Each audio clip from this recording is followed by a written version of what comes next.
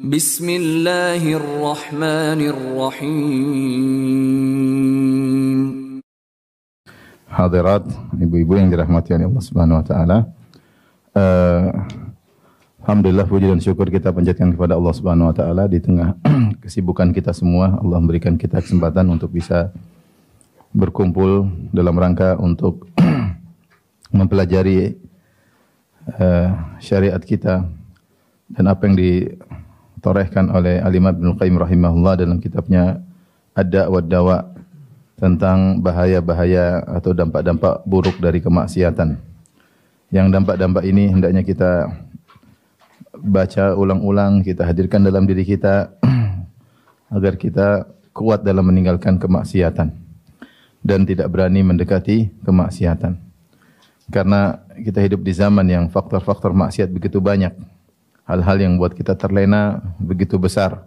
Kesenangan-kesenangan di depan mata, bahkan dalam genggaman tangan. Sehingga seorang kalau tidak merenungkan akan bahaya dampak maksiat, terkadang dia mudah terjerumus dan memandang remeh maksiat yang dia lakukan. Masih banyak sekali dampak maksiat yang disebutkan oleh Ibnu Qayyim rahimahullah, namun pada kesempatan ini kita ringkas beberapa poin ya, agar kita bisa masuk pada bab berikutnya. Silakan buka halaman 33. Faslun min atharidz dzunub wal ma'asi fil ardi.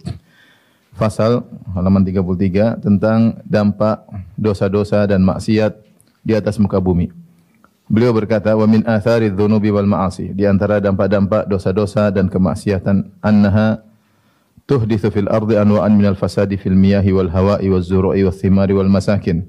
Bahwasanya dosa-dosa tersebut memunculkan di atas muka bumi berbagai macam kerusakan.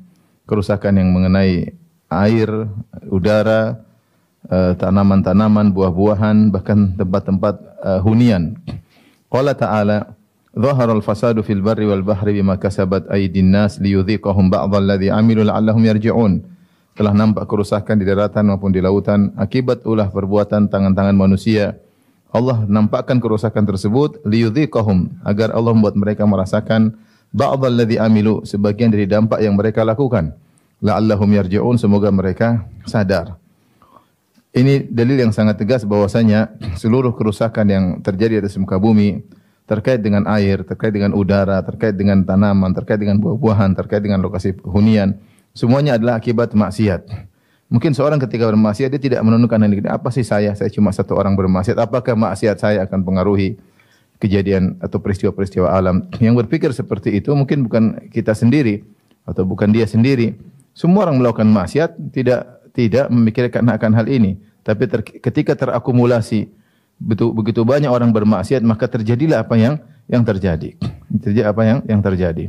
Oleh karena ketika terjadi malapetaka, bencana, nasihat yang paling terbaik adalah segera kembali kepada Allah Subhanahu wa taala.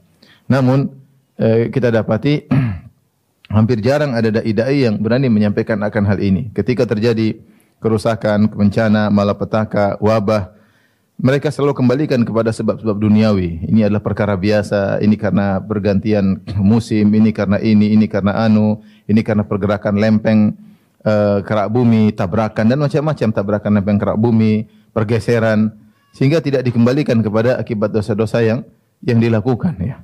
Padahal sudah jelas Allah menyatakan tidaklah ada kerusakan di atas muka bumi, di daratan, di lautan, kecuali akibat perbuatan manusia. Maka ini adalah menunjukkan dampak maksiat yang bukan hanya mengenai diri kita sendiri, bahkan bisa berdampak secara umum, Maka ketika timbul malapetaka atau bahaya, maka ini menandakan bahwasanya banyak orang yang sudah terjerumus dalam kemaksiatan sehingga Allah munculkan kerusakan-kerusakan tersebut. Kemudian juga Ibnu Qayyim berkata, wa min ta'thiril ma'asi fil ardi, dan di antara dampak maksiat di atas muka bumi, ma yahillu biha minal khasfi waz zalazil wa yamhaqu barakataha. Apa yang menimpa di atas muka bumi berupa al-khasf. Al-khasf itu lengser ya, begitu lengser orang tenggelam dalam bumi. Waz zalazil itu gempa. Wa yamhaqu barakataha, dan Allah menghilangkan keberkahan bumi itu sendiri. Waqad marra Rasulullah sallallahu alaihi wasallam ala diyari Thamud. Dalam hadis yang sahih Rasulullah sallallahu alaihi wasallam pernah melewati lokasi hunian kaum Tsamud, yaitu kaumnya Nabi Saleh yang bermaksiat kepada Allah, yang menyembelih ontanya Nabi Saleh. Famana'ahum min dukhuli diyarihim, maka Rasulullah SAW melarang para sahabat untuk masuk ke dalam hunian mereka, lokasi hunian mereka, illa wa hum bakun, kecuali masuk dalam kondisi menangis. Demikian juga min syurbi miyahim, Rasulullah juga melarang untuk minum dari sumber air yang ada di lokasi hunian kaum Tsamud tersebut. Wa minal istisqa'i min abarihim, demikian juga untuk mengambil air dari sumur-sumur yang masih tersisa di situ. Masih ada sumur-sumur, masih ada air, Rasulullah melarang untuk mengambil air dari sumur-sumur tersebut. Hatta amara an yu'lifa al-ajinu alladhi ujina an yu'lafa al-ajinu alladhi ujina bimiyahihim linnawadhih.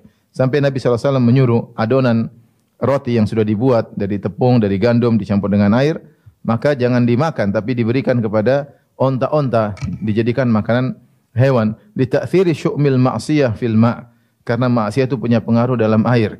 Wa kadzalika syu'mudz dzunub fi naqsis thimar, demikian juga buruknya dampak buruk maksiat yang menyebabkan kurangnya buah-buahan, wa ma tara bihi minal afat, dan juga apa yang kau lihat dari kerusakan-kerusakan yang ada.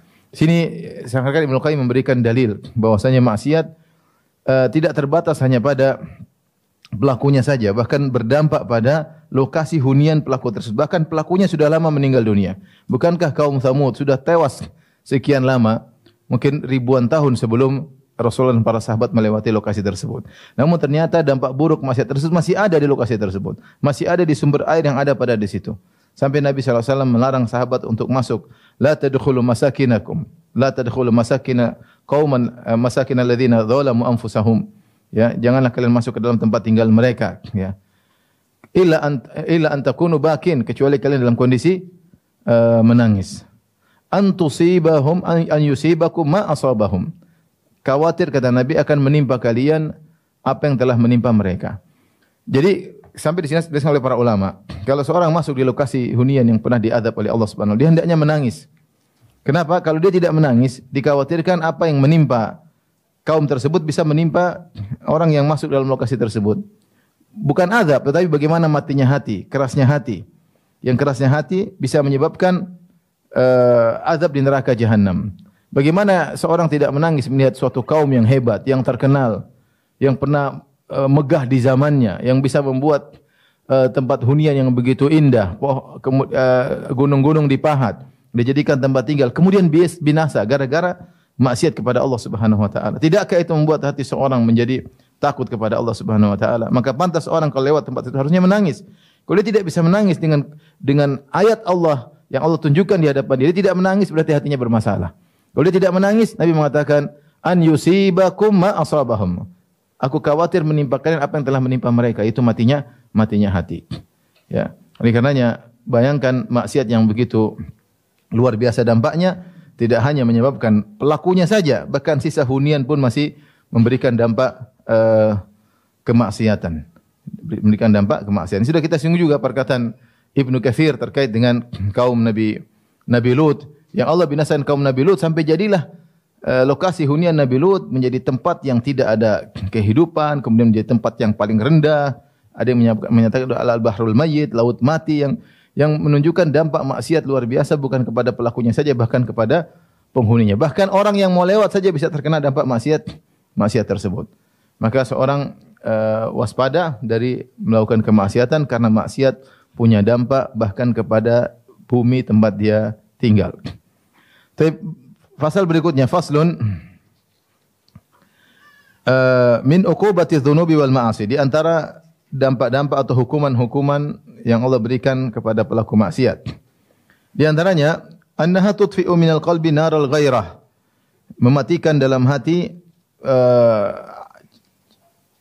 sinar ghairah. Ghairah itu semangat beribadah, benci terhadap kemaksiatan, namanya ghairah.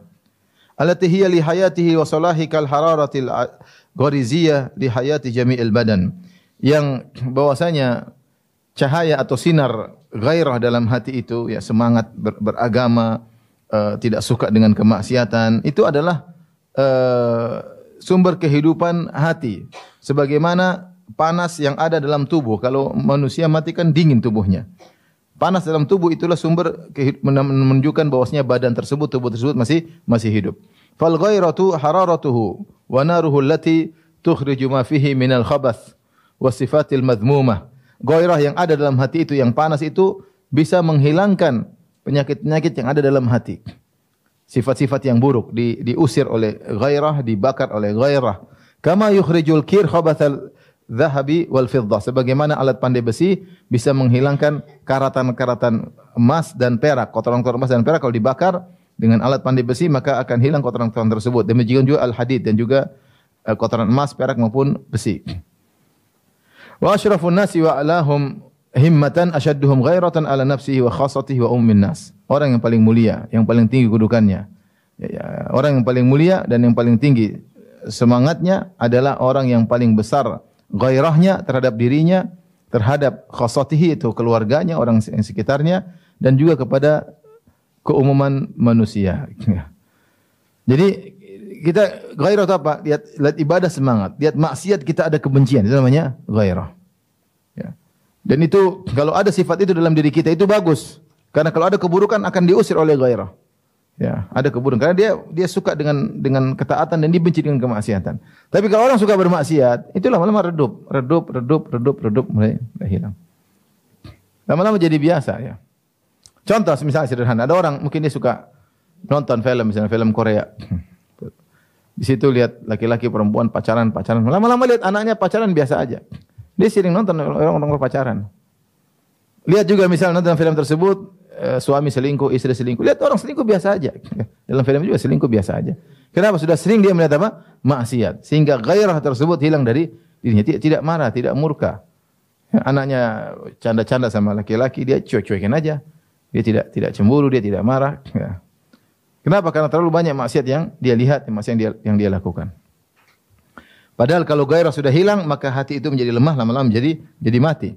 Dan racun-racun bisa masuk mudah dalam hati tersebut. Wa fi sahih, dalam hadis yang sahih annahu qala, Rasulullah SAW bersabda di dalam Sahih Bukhari dan Sahih Muslim, la ahadun aghyaru minallah, tidak ada yang lebih besar gairah daripada Allah Subhanahu wa taala. Ya. Allah lebih tidak suka kalau ada orang bermaksiat. Min ajli dzalika harramal fawahish. Karena Allah memiliki sifat gairah, Allah mengharamkan perbuatan-perbuatan keji. Ma dhahara minhu batan, perbuatan-perbuatan keji yang nampak maupun yang tersembunyi. Wala ahadun ahabbu ilaihi al-udhru minallah, dan tidak ada seorang pun yang lebih mencintai uzur daripada Allah Subhanahu wa taala. Allah lebih suka memberi uzur. Min ajli dzalika arsala ar-rusula mubasysyirin mundzirin, karenanya Allah mengutus para rasul untuk beri kabar gembira dan memberi peringatan supaya uzur hilang, supaya hujjah ditegakkan. Wala ahadun ahabbu ilail madhu minallah wa min ajli dzalika athna ala nafsihi, dan tidak ada yang lebih suka untuk dipuji seperti Allah. Oleh karenanya Allah memuji dirinya sendiri. Allah suka hamba-hambanya memuji Allah Subhanahu wa taala. Baik, di antara yang jadi perhatikan dalam hadis ini adalah la ahadun aghyaru minallah, tidak ada yang lebih gairah daripada Allah, makanya Allah mengharamkan perbuatan-perbuatan keji. Jika dalam diri kita masih ada kebencian terhadap maksiat, enggak suka lihat kemaksiatan, itu berarti hati kita masih hidup, panas hati kita masih ada. Tapi kalau sudah hati kita mati, lihat orang maksiat biasa saja, dingin saja, ya, hambar saja, ini masalah. Berarti kita terlalu banyak maksiat. Wa min uqubatiha, di antara hukuman terhadap akibat maksiat, dhahabul haya alladhi huwa maddatu hayatil qalb. Hilangnya rasa malu yang dia merupakan sumber kehidupan hati. Wa huwa aslu kulli khairin, dan rasa malu adalah asal dari segala kebaikan. Wa dhahabuhu dhahabul khairu ajma'ihi, dan hilangnya rasa malu maka hilanglah seluruh kebaikan, totalitas hilang semuanya. Wa fi sahih, jadi dalam sahih dari Nabi SAW beliau bersabda, al-haya'u khairun kulluhu, rasa malu adalah kebaikan seluruhnya. Kata Ibnu Qayyim, kalau seorang sering maksiat maka rasa malunya semakin berkurang, semakin tidak punya malu. Kalau semakin terus bermaksiat, malunya hilang. Kalau malunya sudah hilang, maka kebaikan seluruhnya hilang darinya. Wa qala sallallahu alaihi wasallam, Rasulullah SAW juga bersabda, inna mimma adrakan nasu min kalabin nubuwatil ula, di antara nasihat-nasihat yang didapati oleh masyarakat dari nasihat perkataan para nabi sebelumnya, artinya nasihat ini bukan dari nabi saja, bahkan sudah ada sejak nabi-nabi sebelumnya. Idza lam tastahi fasna' ma syi'ta, kalau kau tidak malu lakukan yang kau kehendaki. Kalau tidak punya malu silakan lakukan apa yang kau kehendaki. Wal maksudnya anna dzunuba tudhaiful haya'a minal abdi, sungguhnya dosa-dosa yang dilakukan akan meredupkan rasa malu dari hati seseorang, dari hamba. Hatta rubbaman salakha minhu bil kulliyah, dan bisa jadi rasa malu tersebut keluar darinya secara totalitas. Hatta innahu rubbama la yata'atharu bi ilmin nas bi su'i halihi. Dan bahkan bisa jadi dia tidak terpengaruh meskipun orang-orang tahu tentang buruknya kondisi dia tidak ada masalah. Kalau orang kan kalau melakukan maksiat malu dilihat orang. Orang melakukan maksiat malu didengar orang. Ini cuek aja, cuek bebek. Orang-orang tahu enggak ada masalah. Kenapa? Rasa malunya sudah hilang. Wala bitila'ihim alaih, dan dia tidak perlu orang-orang lihat dia apa yang dia lakukan. Bal, kata Ibnu Qayyim, katsirun minhum yukhbiru an halihi wa qubhi ma yaf'alu. Bahkan banyak di antara mereka saking tidak punya malunya justru mengabarkan kepada orang lain tentang maksiat yang dia lakukan, tentang keburukan yang dia lakukan, bahkan dia bangga akan itu semua. Wal hamilu lahu ala dzalik. Ini perkara yang aneh. Ada orang kok bangga dengan maksiatnya, cerita tentang maksiatnya. Kok bisa demikian? Faktornya adalah insilahuhu minal haya, karena dia sudah lepas dari rasa malu secara totalitas. Wa idza wasala al-'abdu ila hadhil hal, jika seorang hamba telah sampai pada derajat ini, tidak punya rasa malu, lam yabqa fi salahi matma'un, maka tidak diharapkan lagi untuk bisa baik kembali. Wa min uqubati dzunub, dan di antara dampak dari maksiat, annaha tud'ifu fil qalbi ta'dhim ar-rabb. Ini bahaya ini. Membuat hati menjadi lemah dalam mengagungkan Allah. Ini masalah sekarang kita hadapi. Kurang mengagungkan Allah Subhanahu wa taala. Orang kalau mengagungkan Allah, dia mendengar azan dia langsung berangkat untuk salat. Dia ada pengagungan. Mendengar Allahu Akbar, dia mengagungkan Allah. Mendengar ayat dilantunkan, dia mendengar. Ada pengagungan terhadap Allah. Mendengar hadis qala Rasulullah sallallahu alaihi wasallam, maka dia serius mendengar. Ini utusan Allah yang sedang berbicara, ya. Tapi itu mulai redup, mulai hilang. Dan itu bahkan menimpa kepada sebagian para pelajar yang belajar agama, belajar materi, ngerti teori, tapi pengagungan terhadap Allah kurang. Malas-malasan, ibadah malas, bangun malam malas, ya. Dengar azan asal-asalan, nanti sudah qomat berkemudian buru-buru pergi ke masjid. Ini menimpa banyak orang. Bisa jadi karena maksiat yang mereka lakukan. Karena kalau maksiat dilakukan, pengagungan terhadap Allah semakin berkurang, ya. Mendengar azan seperti biasa-biasa saja, padahal panggilan dari Allah Subhanahu wa taala. Wa tud'ifu waqarahu fil qalbil abdi wala bud, dan akan meredupkan, melemahkan keagungan Allah dalam hati seorang hamba, dan pasti terjadi. Orang yang maksiat pasti pengagungannya terhadap Allah semakin kurang. Sya'a am aba, dia mau atau tidak mau, pasti pengagungan terhadap Allah berkurang. Walau tamakkana waqarullahi wa 'azamatu fi qalbil abdi lama tajarra'a ala ma'asihi. Seandainya kalau pengagungan Allah benar-benar bercokol dalam hatinya, terpatri dalam hatinya, dan keagungan Allah, kebesaran Allah terpatri dalam hatinya, maka dia tidak akan berani melakukan kemaksiatan. Semakin dia berani bermaksiat, pengagungan kepada terhadap Allah semakin turun. Cek aja dia akhirnya ibadahnya kelihatan, ya. Malas, tidak semangat, ya. Dia kenapa? Karena kurang mengagungkan Allah Subhanahu wa taala. Ayat-ayat dibaca dia cuek-cuek aja, hadis dibaca dia cuek-cuek saja. Dia lupa bahwasanya firman Tuhan, dia sedang mendengar firman Tuhan. Tuhan adalah penciptanya, yang menentukan nasibnya, yang memberi rezeki kepadanya, yang menghidupkan mematikannya, tapi tidak ada pengagungan. Kenapa? Karena sering bermaksiat kepada Allah Subhanahu wa taala. Tapi kita loncat halaman 36. Wa min uqubatiha, dan di antara dampak dari bermaksiat kepada Allah, annaha tud'ifu sairal qalbi ila Allah wa daril akhirah. Melemahkan perjalanan hati menuju Allah dan hari akhirat. Hati sudah berjalan terus menuju Allah, menuju akhirat. Semakin fokus kepada hari akhirat, semakin mulai meninggalkan dunia. Orientasinya semakin terfokus kepada akhirat. Dunia semakin dia gampangkan, semakin dia lemahkan. Dia terus berjalan menuju Allah, semakin dekat dengan Allah, tiba-tiba dia maksiat, maka akhirnya memperlambat. Mulai mundur marah kepada dunia. Mulailah dia semakin jauh dari Allah Subhanahu wa taala. Saya kemarin tadi malam baru ngobrol sama sebagian kawan tentang bagaimana nasib sebagian anak-anak kita yang belajar. Bayangkan anak masuk pondok 10 tahun, 15 tahun belajar hafal Quran, kemudian dia maksiat, nonton film sejam, film enggak benar, rusak semua yang dia lakukan. Perjalanan dia menuju Allah hancur seluruhnya gara-gara tonton yang tidak benar. Wa'adzubillah. Ya. Bagaimana seorang wanita yang soleha, seorang laki yang soleh, sudah selama ini berjuang salat malam, kemudian dia bikin hubungan yang tidak benar, selingkuh dengan yang tidak halal baginya, rusak semuanya. Perjalanan dia yang dia sudah perjuangkan, sudah mendekat sama Allah, sebentar lagi dia sudah luar biasa hancur semuanya. Gara-gara syahwat sesaat yang dia inginkan. Rusak. Bayangkan orang tiap hari baca Quran, lihat Quran, itu nonton film Korea berseri-seri. Gimana enggak rusak? Rusak. sehingga dia tidak mudah untuk dekat dengan Allah. Ya. Perjalanan menuju akhirat semakin lambat. Pikirannya mulai dunia. Mending dunia yang dia pikirkan dunia yang mubah, yang dipikirkan dunia maksiat. Dia mau cari kesana kesini mencari dunia maksiat, maka semakin jauhlah dia dari hari akhirat. Ini sangat berbahaya. Maksiat membuat kita perjalanan seorang menuju Allah, hatinya menuju Allah terhambat, melemah, bahkan bisa terputus. Fadzambu imma an yumital qalba. Maka dosa itu kalau tidak mematikan hati, au yumridahu maradan makhufan, maka bisa membuat dia sakit dengan sakit yang dikhawatirkan, yang berbahaya. Au yudhi'afa quwwatahu, atau melemahkan hati tersebut, walabud, dan pasti. Cuma 3 kemungkinan kalau seorang melakukan maksiat.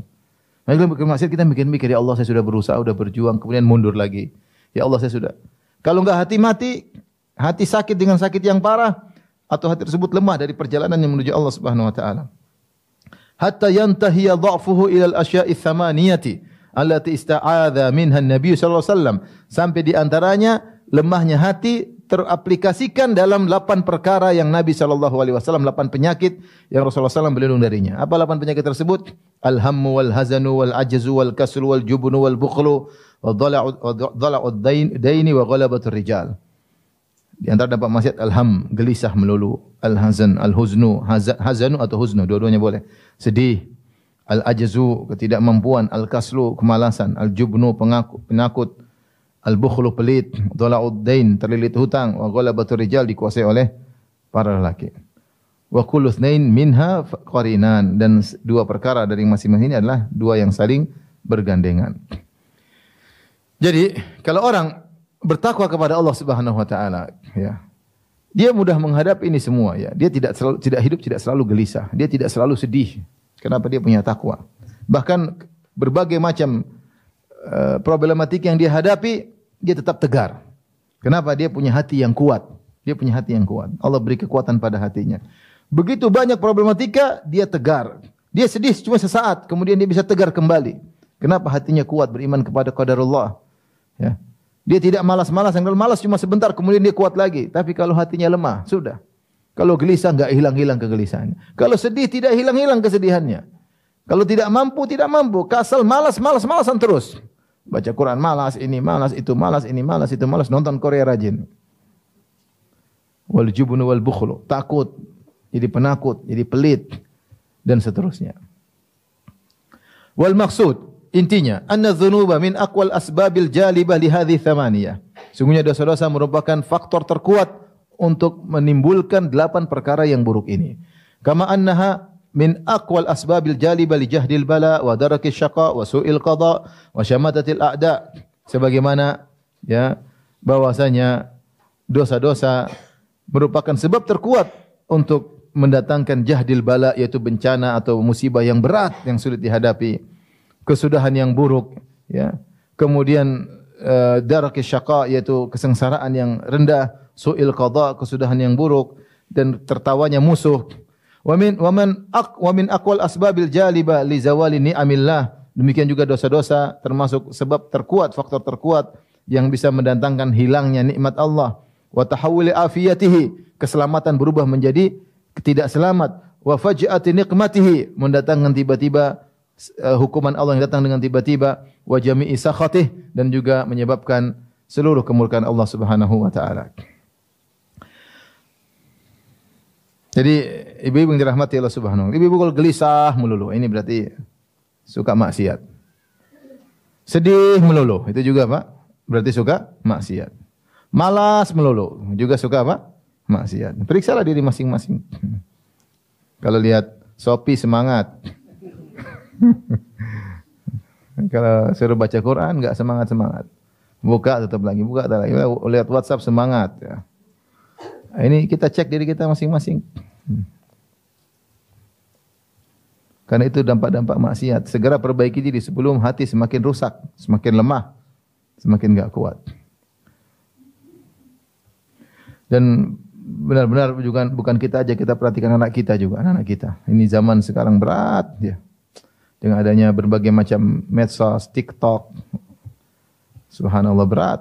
Musim kemarin musim pandemi. Anak-anak mulai belajar jarak jauh. Dikasih HP. Bikinlah grup grup untuk belajar, grup wali murid. Anak-anak juga bikin grup. Di situ disebarin film Korea. Nonton di antara mereka. Mengerikan, ya. Apa yang sudah diperjuangkan selama ini bisa hancur dalam waktu sekejap. Ya, maka waspada diri kita dan juga waspada anak-anak kita.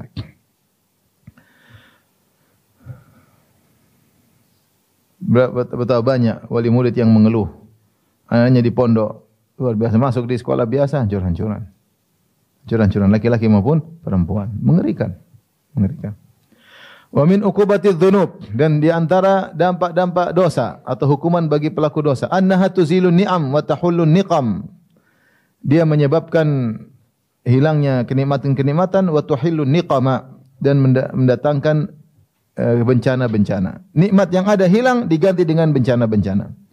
Wa qad qala ta'ala, Allah berfirman, "Wa ma asabakum min musibatin fabima kasabat aydikum wa ya'fu an katsir." Musibah apapun yang menimpa kalian, itu akibat ulah perbuatan kalian, dan Allah maafkan banyak dari dosa-dosa kalian. Artinya apa? Kalau Allah timpakan setiap maksiat yang kalian lakukan, Allah timpakan musibah, hancurlah sehancur-hancurnya kalian. Tapi Allah beri dampak sebagian saja. Itu masih banyak yang Allah maafkan. Tidak semua maksiat yang kita lakukan langsung berdampak seketika itu juga. Hanya sebagian. Banyak yang Allah wa ya'fu an katsir, dan banyak Allah maafkan. Itu pun sedikit yang kita lakukan. Artinya banyak yang Allah maafkan, sedikit yang Allah timpakan itu sudah mengerikan. Wa qala ta'ala, "Dzalika bi anna Allah lam yakum mughayyiran ni'matan an'amaha 'ala qaumin hatta yughayyiru ma bi anfusihim." Yang demikian itu karena Allah tidak akan merubah nikmat yang telah Allah berikan kepada suatu kaum. Artinya apa? Hukum asal kalau Allah sudah kasih kenikmatan, kenikmatan tersebut tadum, langgeng. Hukum asalnya demikian. Allah kasih nikmat tersebut langgeng harusnya. Kenapa Allah rubah? Allah mengatakan Allah tidak akan merubah nikmat yang sudah Allah berikan kepada suatu kaum hatta yughayyiru ma bi anfusihim, sampai mereka merubah kondisi mereka. Mereka maksiat baru nikmat tersebut lengser sedikit demi sedikit. Sampai akhirnya dicabut, diganti dengan kesengsaraan. Wa qala ta'ala, "Innallaha la yughayyiru ma biqaumin hatta yughayyiru ma bi anfusihim." Sungguhnya Allah tidak merubah kondisi suatu kaum yang tadinya di atas kenikmatan. Allah tidak rubah menjadi kesengsaraan sampai mereka merubah diri mereka sendiri. Wa idza aradallahu biqaumin su'an fala maraddalah. Kalau Allah sudah berkehendak keburukan pada suatu kaum, maka tidak ada jalan keluar. Tidak ada yang bisa menyelamatkan mereka. Wa laqad ahsanal qail. Sungguh indah perkataan seorang penyair. Dengarkan ibu-ibu. Idza kunta fi ni'matin far'aha. Jika engkau dalam suatu kenikmatan, maka jagalah. Fa innal ma'asiya tuzilun ni'am. Sungguhnya maksiat itu menghilangkan kenikmatan-kenikmatan. Wa hutha bi ta'ati rabbil ibadi. Jagalah, ikatlah, jagalah ketaatan, jagalah kenikmatan-kenikmatan yang kau rasakan dengan ketaatan kepada Rabbil ibad. Fa Rabbul ibadi sari'un niqam. Ingatlah bahwasanya Rabbul ibad yaitu Allah Subhanahu wa taala, sang pencipta seluruh makhluk, sangat cepat siksaannya. Wa iyyaka wadh-dhulma mahma istata'ta. Waspadalah engkau, jauhilah kezaliman semampumu, semaksimal mungkin. Jangan menzalimi siapapun. Fa dzulmul ibadi syadidul wakham. Sungguhnya menzalimi hamba-hamba Allah merupakan dosa yang sangat berat. Wasafir biqalbika bainal wara. Bersafarlah dengan hatimu, itu lihatlah sekelilingmu di antara manusia-manusia yang ada. Litubsira athara man qad zalam. Agar kau melihat bagaimana akibat dari orang-orang yang berbuat kezaliman. Fatilka masakinuhum ba'dahum. Lihatlah tempat-tempat, sisa-sisa tempat hunian mereka setelah mereka tiada. Syuhudun alaihim wala tattahim. Bahwasanya itu menjadi saksi atas perbuatan mereka, akibatnya mereka binasa dan masih ada sisa tempat yang mereka huni tersebut. Wa ma kana syai'un alaihim adhar min adh-dhulmi wa huwa alladhi qad qasam. Tidak ada yang lebih memberi mudarat kepada mereka seperti kezaliman yang mereka lakukan. Itulah yang telah mematahkan punggung mereka. Fakam taraku min jinanin wa min kusurin wa ukhra alaihim utum. Betapa banyak kebun-kebun, taman-taman yang indah yang mereka harus tinggalkan akibat mereka dibinasakan oleh Allah. Mereka punya kebun-kebun. Wa min kusurin, mereka punya istana-istana. Wa ukhra alaihim utum, demikian juga lokasi-lokasi yang sangat bangun-bangun yang tinggi, semua mereka tinggalkan, mereka binasa karena maksiat yang mereka lakukan. Ya. Sulu bil jahimi wa fatan naimu wa kana alladhi nalahum kal hulmi. Ya. Maka mereka pun dibakar dalam neraka jahanam dan lenyaplah kenikmatan yang harusnya mereka dapatkan dan mereka apa yang telah mereka rasakan di dunia berupa kenikmatan seperti hanyalah mimpi. Oleh karenanya kalau kita dapat nikmat dari Allah, ada kebahagiaan, alhamdulillah anak-anak soleh dan soleha, istri penyayang, suami taat kepada Allah Subhanahu wa taala, itu nikmat, hukum asalnya dia langgeng. Selama kita tidak merubah kondisi kita. Kapan kita rubah kondisi kita? Mulai hobi ini, hobi maksiat, maka akan berubah. Dan itu sangat cepat. Kata penyair tadi, wa rabbul ibadi sari'un niqam. Sungguhnya Rabbul Ibad, Allah Subhanahu wa taala sangat mudah untuk menggantikan kenikmatan dengan kesengsaraan. Maka jangan sampai keluarga kita menjadi rusak gara-gara kita. Kita egois, ingin senang-senang, nonton yang tidak-tidak, bikin relasi dengan orang-orang yang tidak pantas untuk kita sambung relasi, kita selingkuh, ya. Kita nonton yang tidak-tidak, kita zalimi orang lain, akibatnya berdampak pada diri kita dan keluarga kita. Karena hukum asal nikmat yang Allah berikan kepada kita, kalau kita takwa kepada Allah maka dia akan langgeng. Kapan berubah berarti kita yang bermasalah. Wa min uqubatiha, dan di antara dampak atau hukuman kepada orang yang bermaksiat, ma yulqihillahu subhanahu minar ru'bi wal khaufi fi qalbil 'asi, yaitu rasa takut, rasa ketakutan yang Allah lemparkan dalam hati orang bermaksiat. Fala tarahu illa khaifan mar'uban, tidak kau melihat dia kecuali dalam kondisi takut, khawatir melulu. Fa inna ta'ata hisnullahi al-a'zamu alladhi man dakhalahu kana minal aminin min uqubati dunya wal akhirah. Karena ketaatan kepada Allah adalah benteng pertahanan Allah yang paling agung. Siapa yang masuk dalam benteng tersebut, maka dia termasuk orang-orang yang merasa aman dari hukuman dunia maupun akhirat. Ini subhanallah, sebagaimana orang yang bertakwa kepada Allah diberikan ketenangan, sebaliknya orang bermaksiat kepada Allah diberikan rasa ketakutan. Itu dirasakan oleh orang pelaku maksiat. Ya. Alladzina amanu wa tatma'innu qulubuhum bi dzikrillah. Ala bi dzikrillah tatma'innul qulub. Orang-orang yang tenang, ya, beriman dan hati mereka menjadi tentram dengan mengingat Allah Subhanahu wa taala. Ketahuilah, dengan mengingat Allah, dengan berzikir kepada Allah, dengan baca Al-Qur'an, dengan ikut pengajian, ya, mengingat hukum-hukum Allah, mengingat syariat-syariat Allah, maka hatinya akan menjadi tentram. Sebaliknya orang yang bermaksiat ada rasa takut. Meskipun dia di puncak kemewahan, meskipun dia di puncak ketenaran, ada rasa takut dalam dirinya, takut. Takut sewaktu-waktu Allah akan menyiksanya. Takut khawatir ada yang menyakitinya. Kenapa? Gampangan kita, kalau kita dunia, kalau ada orang punya bekengan di belakang, dia punya jenderal bintang 7 di belakang, dia tidak pernah takut. Ada jenderal bintang 7 di belakang. Ya. Tapi kalau enggak ada jenderal bintang 7, ya, dia takut, jangan-jangan ini ada musuh, ada ini. Nah, kalau ada orang bertakwa kepada Allah, Allah sudah jamin kau masuk dalam bentengku yang terkuat. Enggak usah takut, apa yang pun yang menimpamu tegar dan sabar. Ya, dia tidak, meskipun problematika begitu banyak, dia percaya diri karena dia tahu ada Allah yang melindunginya. Karena selama ini dia taat kepada Allah Subhanahu wa taala. Bayangkan seorang di pagi hari dia bangun misalnya di Jogja. Jam 4 dia bangun setengah 4 atau bangun jam 3. Kemudian dia salat malam. Dia berdoa kepada Allah. Kemudian dia berzikir istighfar. Azan berkumandang, kemudian pergi ke masjid. Kemudian nunggu qomat dia baca Quran. Kemudian dia salat. Kemudian dia salat subuh. Kemudian habis salat subuh kemudian dia zikir pagi petang. Kira-kira dia merasa nyaman enggak? Nyaman. Tidak ada rasa ketakutan, enggak ada. Enggak ada rasa ketakutan. Tapi bagaimana orang yang sebelum tidur nonton Korea terus tidur. Bangun sudah qomat. Salat cepat-cepat, terus tidur lagi. Nonton macam-macam. Gimana hati tidak gelisah? Di antara sebab kemaksiatan kegelisahan, tidak mungkin dihindari, pasti gelisah. Kita pernah dulu mungkin terjerumus dalam hal yang buruk, kita merasakan hal tersebut. Bahwasanya kemaksiatan mendatangkan kegelisahan, hilang rasa aman dan tentram, rasa ketakutan. Allah yang kasih rasa ketakutan tersebut.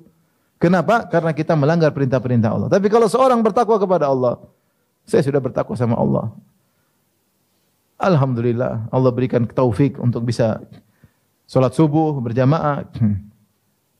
Ya, kata Nabi SAW, man shalal fajar fahuwa fi dhimmatillah. Siapa yang salat subuh, dia dalam tanggungan Allah Subhanahu wa taala. Rasa tentram, aman. Hati menjadi tentram, tidak rasa ketakutan. Adapun orang pelaku maksiat, meskipun dia di puncak ketenaran, meskipun dia di puncak jabatan, meskipun dilindungi oleh bodyguard yang begitu banyak, hatinya pasti tidak tenang. Gelisah selalu. Takut inilah, takut anulah, takut inilah. Takut kenapa? Maksiat yang dia lakukan.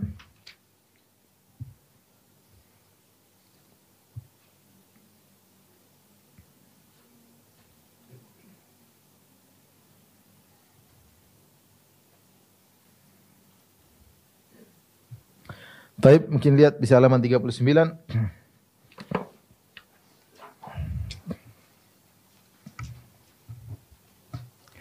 Wa min uqubatiha, dan di antara dampak melakukan kemaksiatan, annaha tusaghirun nafsa wa tukmi'uha, ya, atau tuqammi'aha, ya. Di antara dampak dari maksiat menjadikan jiwa menjadi semakin kecil dan semakin rendah, wa tudassiha wa tuhaqqirah, maknanya sama ini. Semakin terinjak, semakin hina. Hati seperti itu. Hatta tasira asghara syai'in wa ahqarahu, maka jadilah bahwasanya jiwa itu adalah paling rendah dan paling hina. Hati ini menjadi semakin hina, semakin kotor, semakin rusak, semakin diinjak. Kama anna ta'ata tunammiha, sebagaimana ketaatan menjadikan jiwa semakin besar, wa tuzakkiha, semakin mensucikannya, wa tukabbiruha, menjadikan dia semakin besar. Qala Allah Ta'ala, Allah berfirman, qad aflaha man zakkaha. Sungguh beruntung orang yang mensucikan hatinya. Wa qad khaba man dassaha, dan sungguh merugi orang yang telah mengotori hatinya. Ini di antara dampak maksiat.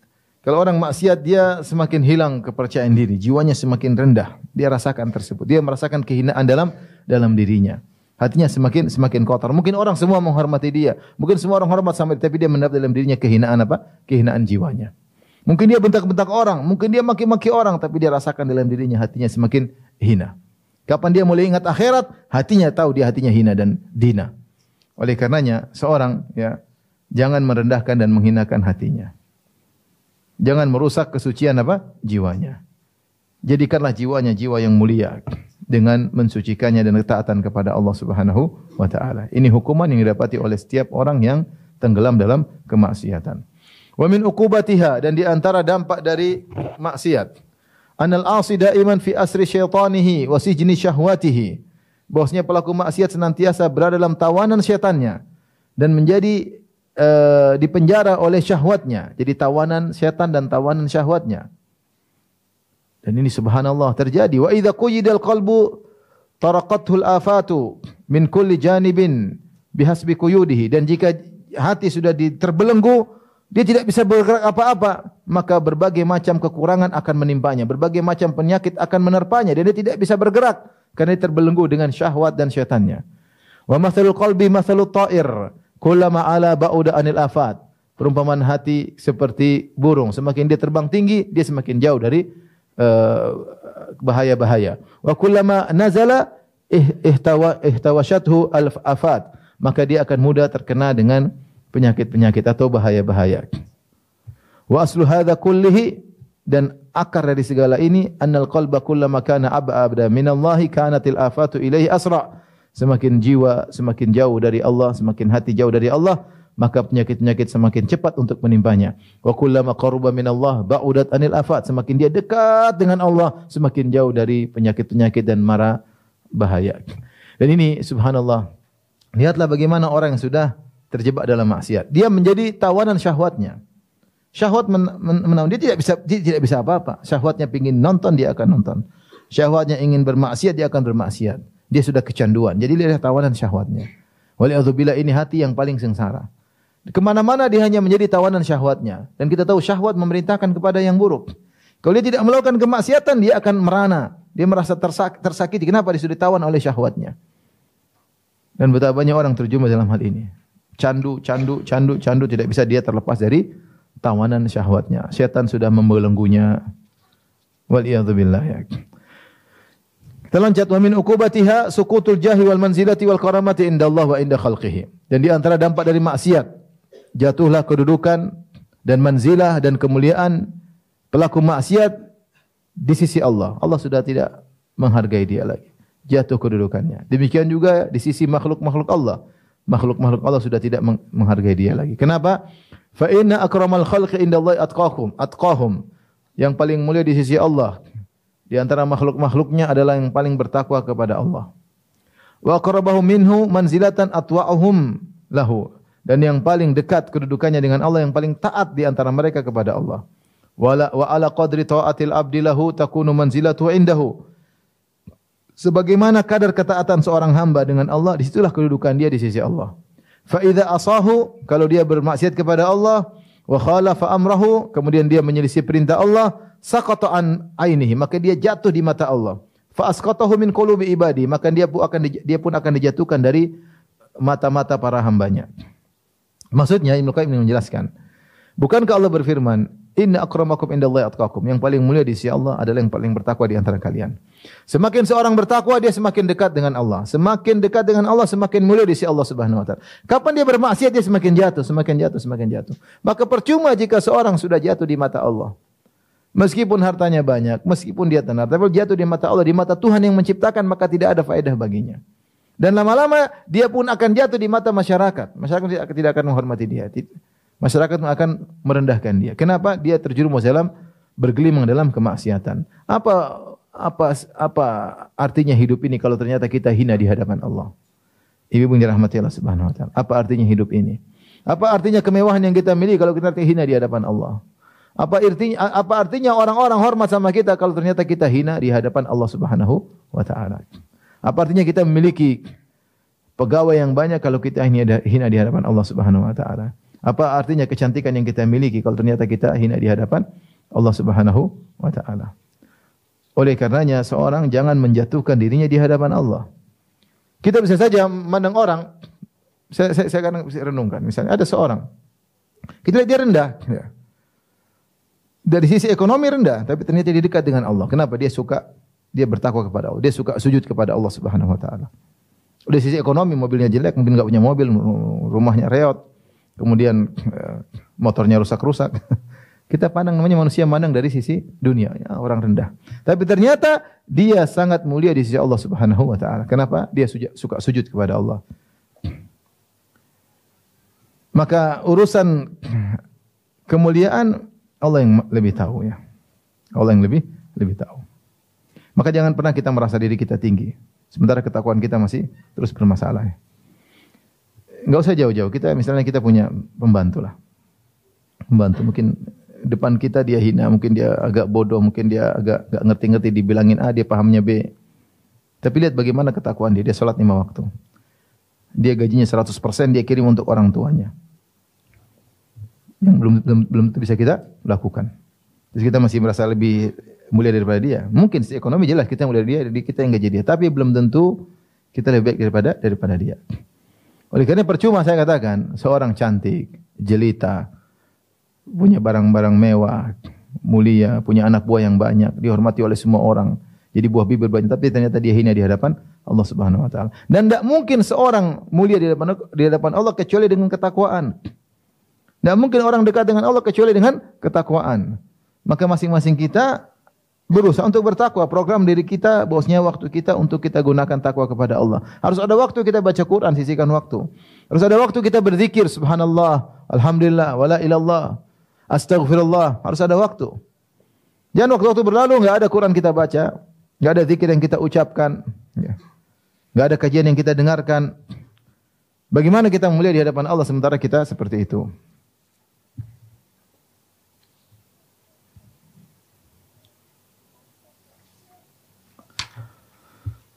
Baik, kita lanjut lagi halaman 41. Di bagian terakhir. Wa min uqubatiha, dan di antara dampak dari maksiat, annaha tamhaqu barakatal umur. Bahwasanya maksiat itu menghilangkan keberkahan umur. Wa barakatal rizq, dan menghilangkan keberkahan rizki. Wa barakatal ilm, dan menghilangkan keberkahan ilmi. Wa barakatal amal, dan menghilangkan keberkahan amal. Wa barakat ta'ah, dan menghilangkan keberkahan ketaatan. Subhanallah. Mengerikan. Keberkahan, dia punya umur tidak ada berkahnya, dia punya rezeki enggak ada berkahnya, dia berilmu tidak ada berkahnya, dia beramal tidak ada berkahnya, dia taat, ketaatan tersebut nihil, sirna. Wa bil jumlah tamhaqu barakatad din wa dunya. Secara umum maksiat itu menghilangkan keberkahan agama dan keberkahan dunia. Fala tajidu aqalla barakatin fi umrihi wa dinihi wa dunyahu mimman asallah. Maka kau tidak akan mendapati yang lebih rendah keberkahan dalam umur, agama dan dunianya dari orang yang bermaksiat. Orang bermaksiat yang paling rendah keberkahannya. Wa ma muhiqatil barakatu minal ardi illa bima asil khalqi. Sudah kita bahas sebelumnya, tidaklah keberkahan dunia dihilangkan kecuali akibat maksiat yang dilakukan oleh para pelaku maksiat. Allah berfirman, "Walau anna ahlal qura amanu wattaqau la fatahna 'alaihim barakatim minas sama'i wal ard."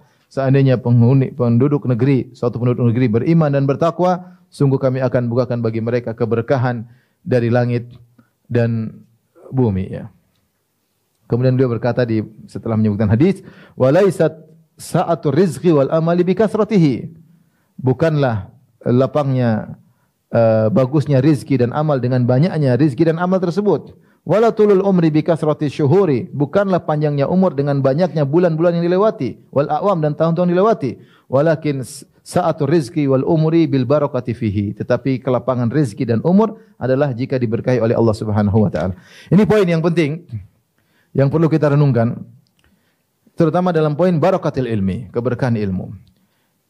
Ibu-ibu yang dirahmati Allah Subhanahu wa taala, di antara ibu mungkin ada para talibatul ilm, para penuntut ilmu. Kita lihat kenyataan yang ada. Ada sebagian orang yang mungkin punya ilmu, mungkin luas, mungkin nahwunya bagus, sorofnya bagus, hafalannya banyak, tapi tidak ada keberkahan dalam ilmunya. Kenapa? Dia pasti melakukan kemaksiatan. Sehingga ilmu yang dia miliki hanya untuk menampilkan kesombongan yang dia tersimpan dalam hatinya. Hanya bikin keributan di antara kaum muslimin. Hanya digunakan ilmunya untuk merendahkan orang lain. Ya. Ilmunya menjadikan dia ujub dan gurur, dia terpedaya. Ya. Ini contoh keberkahan dicabut dari ilmu yang dimiliki. Dia punya ilmu tapi tidak berkah. Adakah orang seperti gitu? Banyak. Apalagi di dunia maya kita lihat, kasihan orang ini ilmu banyak tapi seperti ini. Kasihan. Ilmu yang dia miliki tidak membuat dia beramal soleh. Hanya sekedar teori yang akan menjadi beban bagi dia hari kiamat kelak. Karena dia akan ditanya oleh Allah Subhanahu wa taala tentang ilmunya. Apa yang dia amalkan dari ilmu tersebut? Dia tidak beramal. Kenapa? Ilmunya tidak berkah. Kenapa tidak berkah ilmunya? Karena dia tukang maksiat. Maka ini jadi renungan bagi kita semua. Kita semua belajar. Yang tinggal di kompleks, Masya Allah, kompleks ilmu. Tapi apakah ilmu yang kita pelajari berkah? Itu jadi pertanyaan kita. Kalau kita isi dengan maksiat, pasti tidak berkah. Dan sudah banyak contoh. Ilmu yang dimiliki seorang hanya membuat dia semakin binasa, semakin dia dimurkai oleh Allah Subhanahu wa taala. Bikin keributan sana sini, bikin masalah sana sini, kesombongan yang memecah belah umat. Waliyadzubillah. Egoisnya menjadikan ribut di sana sini. Ya. Ilmunya tidak berkah. Kalau ditanya hafal ini, hafal ini, hafal anu, hafal ini, hafal anu. Enggak ada faedah ilmunya.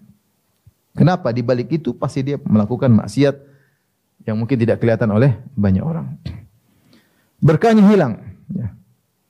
Demikian juga rizki. Seorang rizki kalau berkahnya hilang percuma. Ini banyak, itu banyak, tapi enggak ada berkahnya. Umur panjang juga, tapi kalau enggak ada berkahnya percuma. Bangga umur sampai 80 tahun, bangga umur sampai sekian puluh tahun, percuma. Yang jadi patokan bukan masalah panjang umurmu, tapi bagaimana kualitas umur yang kau miliki. Saya sering sampaikan bagaimana Sa'ad bin Mu'adz radhiyallahu taala anhu yang masuk Islam cuma sekitar 7 atau 6 tahun. Masuk Islam kira-kira tahun 12 kenabian sebelum hijrah, kemudian wafat pada tahun 5 Hijriah. Umur Islam dia cuma 6 tahun atau 7 tahun. Tapi ketika dia meninggal, maka Rasulullah SAW berkata, "Ihtazza arsyur Rahman bimauti Sa'ad." Arsy Allah bergetar karena wafatnya Sa'ad bin Mu'adz. Kenapa? Umurnya berkualitas. Umurnya berkualitas. Maka percuma seorang umurnya panjang tapi ternyata tidak berkualitas. Kenapa? Keberkahan telah dicabut oleh Allah Subhanahu wa taala. Taib. Di antara hukuman maksiat, lihat halaman 42 di bagian bawah. Wa min uqubatiha annaha tujarri'u 'alal 'abdi man lam yakun yatajarra'u 'alaihi. Maksiat membuat sebagian orang berani kepada dia yang sebelumnya orang-orang tersebut tidak berani sama dia. Maksiat membuat sebagian orang berani kepadanya, kepada pelaku maksiat yang sebelumnya orang-orang tersebut tidak berani kepadanya. Qala ba'du salaf, sebagian salaf berkata, "Inilah a'sillaha, sungguhnya aku bermaksiat kepada Allah. Fa'arifu dzalika fi khuluqi imra'ati wa dabbati, maka aku lihat dampaknya pada akhlak istriku dan akhlak tungganganku." Artinya apa? Istrinya tadinya taat, kemudian menjadi tidak taat. Tunggangan yang tadinya patuh kalau diarahkan, ternyata tunggangannya tidak patuh. Dia rasa ini maksiat yang dia lakukan. Ini istrinya dan tunggangan yang tadinya taat kepada dia tidak taat lagi, mulai berani sama dia. Wa kadzalika yajtari alaihi awliyaul amr bil uqubah. Maka kita dapati sebagian orang yang tadinya bahkan penguasa segan sama dia, penguasa tidak segan lagi. Berani menghukumnya dan yang lainnya. Allati in adalu fiha aqamu alaihi hududallah wa tajtari alaihi nafsuhu fatata'assadu alaihi wa tasta'sibu alaihi falau aradaha li khairin lam tutawi'hu wa lam tanqad lahu wa tasuquhu ila ma fihi halakuhu sya'a am aba. Wa dzalika anna ta'ata hisnur rabbi tabaraka wa ta'ala alladhi man dakhalahu kana minal aminin. Dia mengatakan, lihatlah auliaul amr ya berani melakukan memberi hukuman kepadanya. Yang jika mereka adil, maka dia akan menegakkan hukum-hukum Allah kepada orang tersebut. Yang tadinya mungkin segan, ya, yang tadinya mungkin dia tidak bermaksiat. Ketika bermaksiat mungkin ketangkap, akhirnya dihukum gara-gara maksiat yang dia lakukan. Kemudian jiwanya juga berani kepadanya, menjadi sulit baginya. Jiwanya, nafsunya yang tadinya dia nafsunya kalah sama dia, mau macam-macam menontonnya dia larang, akhirnya nafsunya tidak berkutik, sekarang nafsunya mulai berani. Kenapa? Dia sudah mulai bermaksiat, menjadi sulit baginya.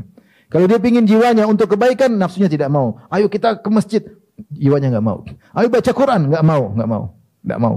Mulai berani sama dia. Jangankan orang jauh, hatinya saja mulai berani sama dia. Bahkan dia yang digeret, ayo kita nonton Korea. Nonton Korea. Asyik ini nonton berita ini, berita ghibah namimah. Ya. Jiwanya tidak tunduk lagi kepada dia. Hal ini kenapa? Karena ketaatan merupakan benteng dari Allah Subhanahu wa taala. Siapa yang masuk dalamnya maka dia akan aman.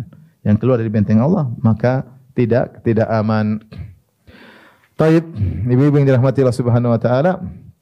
Kita lanjut ya. 45, lihat halaman 45. Wa min uqubatiha di tengah-tengah.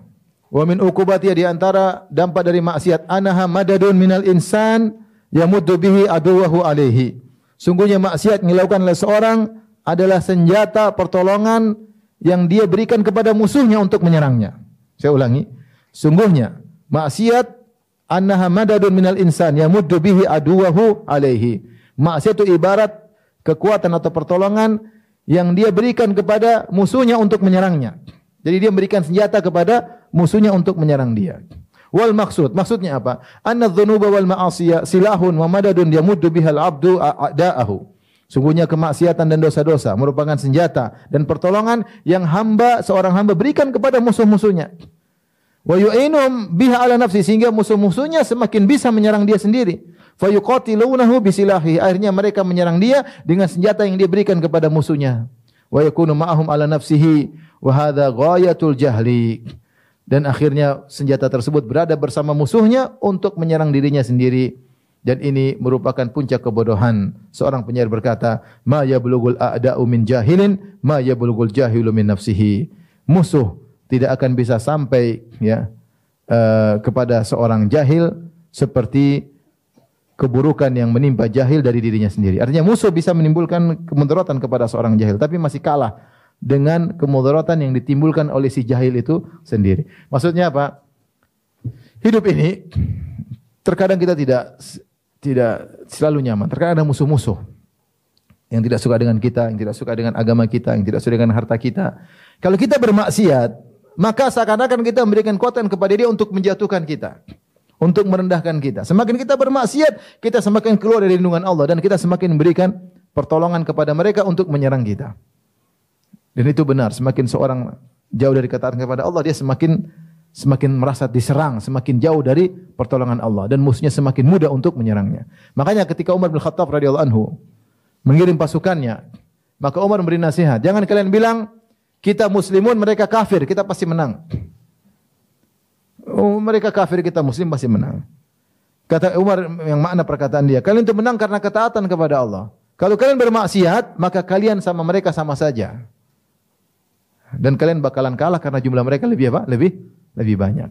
Maka dalam hidup ini banyak hal-hal yang mungkin musuhi kita, orang tidak suka dengan kita. Maka jagalah diri kita dengan ketaatan kepada Allah. Semakin kita bermaksiat, kita semakin beri senjata kepada musuh-musuh untuk menyerang kita, dan ternyata kita kalah gara-gara senjata yang kita berikan kepada musuh-musuh kita. Taib, di antaranya terakhir ini, wa min uqubatiha annaha tuzilu ni'amal hadirah wa taqta'u ni'amal wasilah. Fatuzilul hasil wa taqta'ul wasil fa inna ni'amallahi ma hufidha mawjuduha bimithli ta'atihi wa lastujliba mafquduha bimithli ta'atihi fa inna ma 'indahu la yunalu illa bi ta'ati. Ini makna yang sudah kita jelaskan sebelumnya sebagai penguat di antara hukuman maksiat. Bahwasanya maksiat menghilangkan nikmat yang sedang ada, yang sedang kita rasakan. dan memutuskan nikmat yang harusnya langgeng berlanjut. Yang sekarang kita hilangkan, yang harusnya langgeng kita putuskan. Maka akhirnya menghilangkan yang sedang kita rasakan dan memotong yang akan berlanjut untuk kita dapatkan. Kenapa? Karena nikmat Allah ya tidak bisa dijaga seperti sebagaimana penjagaan dengan taat kepadanya. Dan tidak bisa dihilangkan dengan cepat seperti ya kalau dan bisa dikembalikan, tidak cepat dikembalikan seperti kata. Kalau ada nikmat yang hilang, kalau ingin kembalikan segera taat, akan mudah kembali. Fa inna ma indahu la yunalu illa bi taatihi, karena apa yang ada di sisi Allah tidaklah diraih kecuali dengan taat kepadanya. Jadi Ibnu Qayyim mengatakan kalau ingin jaga nikmat, taat. Kalau nikmat kita rasakan sudah hilang, segera kembali kepada Allah. Dia akan segera mudah kembali. Siapa bermaksiat, nikmat yang dirasakan sekarang hilang, dan nikmat yang harusnya berkesinambungan pun yang akan datang terhalangi. Dan itu musibah. Kamu kalau tidak bermaksiat harusnya ada nikmat-nikmat yang lain yang datang. Tapi ketika kamu bermaksiat, nikmat yang sekarang kamu buang, nikmat yang mau datang tidak jadi. Nikmat yang mau datang tidak jadi. Kita kalau keluarga ini ribut, suami istri ribut melulu. Nikmat yang ada, kebahagiaan hilang, yang harusnya ada yang lain mau datang enggak jadi. Ya, kenapa? Karena kita bermaksiat kepada Allah Subhanahu wa taala. Maka seorang memikirkan hal ini agar tidak bermaksiat. Ketahuilah nikmat yang kau rasakan sekarang ini. Kalau kau bermaksiat, hilang. Dan sungguhnya ada nikmat-nikmat lain yang Allah siapkan untukmu, tidak jadi datang. Gara-gara kau bermaksiat. Wallahu ta'ala bisawab, demikian saja. Wabillahi taufiq. Assalamualaikum warahmatullahi wabarakatuh.